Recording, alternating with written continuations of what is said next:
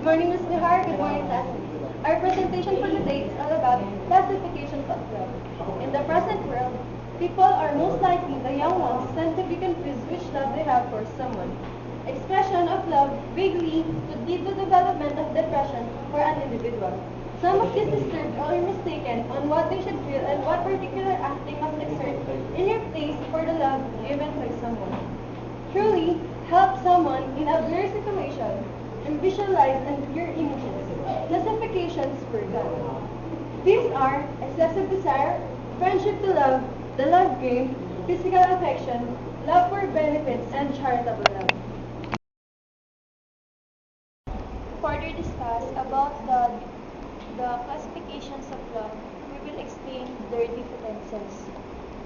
First off, excessive desire, an act of extreme liking or wanting something. Example, stalking or storing pictures of him or her.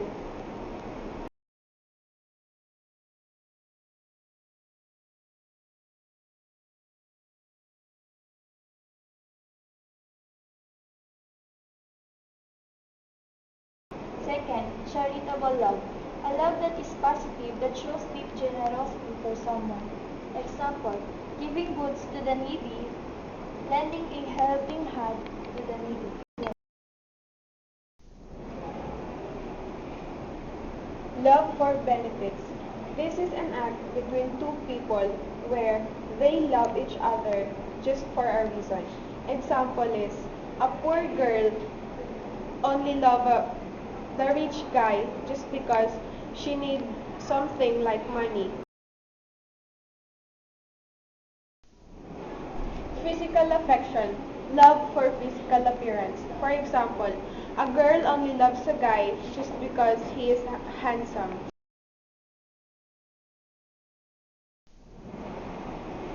Love game means having a committed love which includes the act of lying for the sake of something.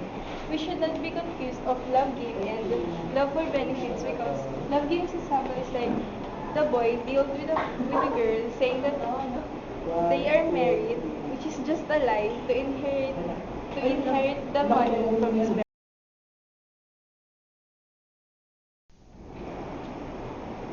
Friendship to love. Classification of love in which the process may take up too long because you two have known much of each other and trusted enough for the friendship to evolve to love. For example, two people get married after being the best of friends for almost 10 years.